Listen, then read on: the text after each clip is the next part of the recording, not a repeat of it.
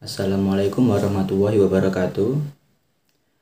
Perkenalkan, nama saya Andri Anggara dari DKV semester 1.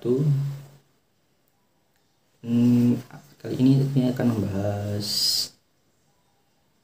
tugas dari kreativitas. Pembahasan teori kognitif pada kreativitas. Oke. Tahukah Anda kreatif ternyata memiliki proses yang disusun berupa tahapan-tahapan? Kreatif juga memiliki peranan yang penting dalam keseharian kita. Kreatif atau biasa disebut juga dengan kreativitas sebagai salah satu komponen yang penting dalam dunia pendidikan. Kreativitas memiliki pengertian suatu aktivitas kognitif yang menghasilkan suatu pandangan yang baru mengenai suatu bentuk permasalahan dan tidak dibatasi pada hasil pragmatis, selalu dipandang menurut kegunaannya. Oke, next. Teori asosiasi.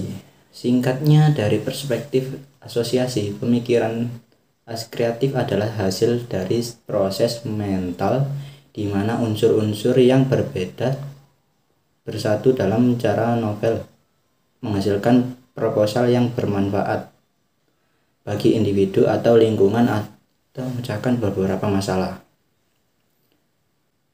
Teori asosiasi berpikir merupakan asosiasi berbagai gagasan dan berasal dari pengalaman. Hukum frekuensi kekinian kejelasan. Gagasan baru dikembangkan dari gagasan lama melalui trial dan error. Kreativitas dilakukan melalui asosiasi langsung atau analogi. Makin banyak asosiasi, makin kreatif. Runco 2007 menyatakan bahwa teori asosiasi menekankan pada bagaimana beberapa ide digabungkan secara bersama. Dasar dari teori asosiasi ini menyatakan bahwa berpikir kreatif merupakan asosiasi dari berbagai gagasan, pengalaman, hukum-hukum frekuensi, dan kekinian serta kejelasan.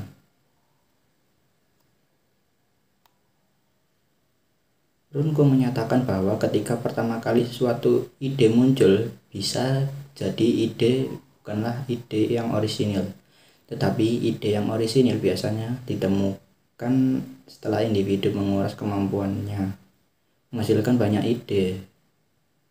Oke, lanjut. Teori Gestalt.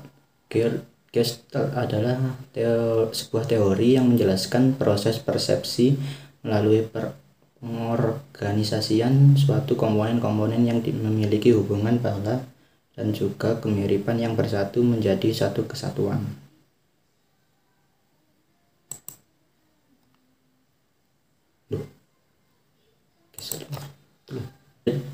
Prinsip teori Gestalt ini adalah termasuk dalam prinsip kontinuitas dan berhubungan dengan figur ground. Kelebihan atau kekuatan dari teori pembelajaran ini adalah peserta didik mampu membangun dan menemukan masalah menjadi sebuah pengetahuan dan pemahaman baru. Sedangkan kekurangan atau kelemahan dari teori ini adalah tidak bisa diterapkan pada materi-materi tertentu, tidak memiliki prinsip yang sama dengan teori ini. Berikut ini rincian dari prinsip utama teori Gestalt yang perlu diketahui. Belajar secara menyeluruh dengan mengeksplorasikan,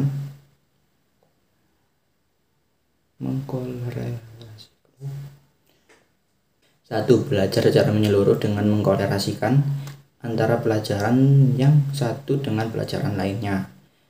2. Pembelajaran adalah bentuk kelanjutan dari materi-materi yang disampaikan sebelumnya. 3. Peserta didik sebagai organisme yang utuh. 4. Mengalihkan aktivitas. 5. Kesuksesan dalam pembelajaran dipengaruhi oleh kemauan, harapan, dan keinginan peserta didik. 6.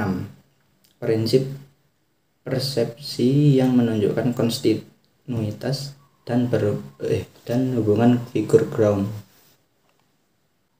Oke, lanjut.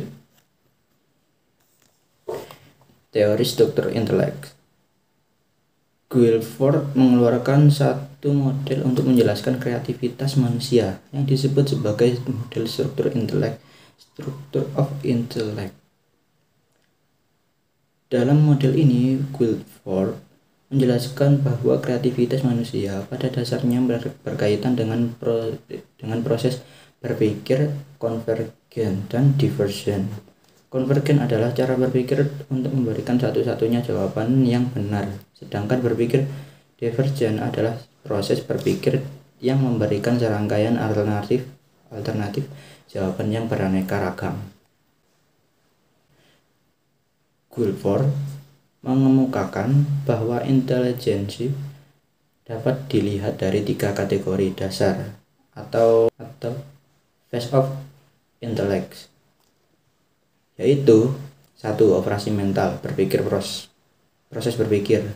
2. Konten isi yang dipikirkan.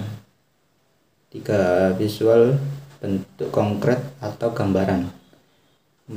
Auditory, informasi disarankan melalui pendengaran. 5. Word meaning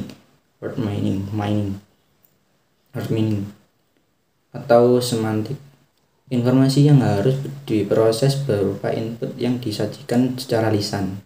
Simbolik, informasi dalam bentuk lambang, kata-kata atau angka, dan notasi musik. Behavioral,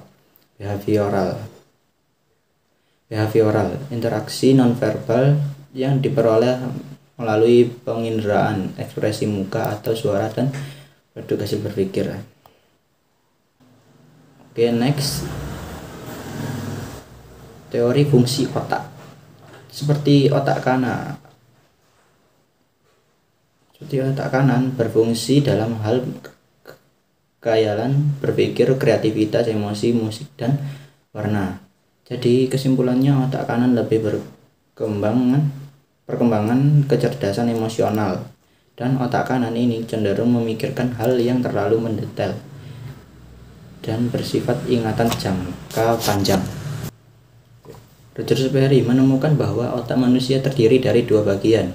Perkembangan otak manusia sangat erat kaitannya dengan perkembangan kognitif, karena pada kenyataan perkembangan kreativitas manusia tergantung atau terwujud dari bekerjanya otak. Kreativitas adalah suatu kemampuan seseorang dalam hal-hal tertentu.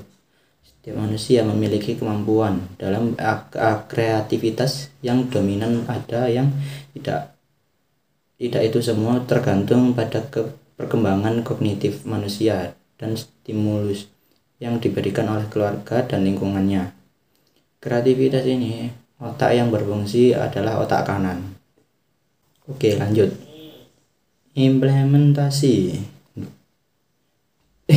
Implementasi teori karya kreativitas. Kreativitas merupakan kemampuan yang dimiliki seseorang yang menemukan dan menciptakan suatu hal baru, cara-cara baru, model baru yang berguna bagi dirinya dan masyarakat.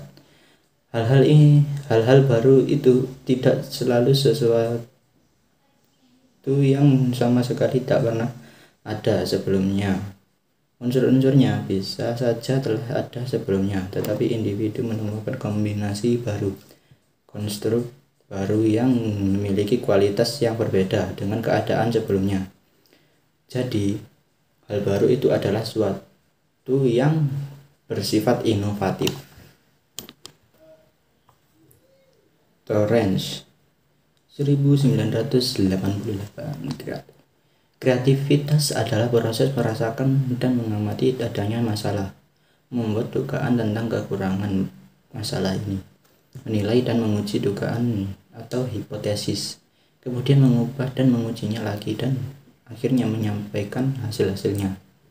Dari berbagai pengertian yang dikemukakan oleh para ahli untuk menjelaskan makna dari kreativitas, penulis mengambil kesimpulan bahwa kreativitas adalah kemampuan menciptakan sesuatu yang baru, proses konstruksi ide yang dapat diterapkan dalam menyelesaikan masalah, serta suatu kegiatan yang bermanfaat. Adapun definisi kreativitas tergantung pada segi penekanannya. Kreativitas dapat didefinisikan ke dalam 4 jenis dimensi sebagai for creativity, yaitu dimensi person, proses, price, dan produk. Oke, sekian, terima kasih pada presentasi kali ini. Saya mohon maaf bila ada salah kata, banyak salah kata. Wassalamualaikum warahmatullahi wabarakatuh.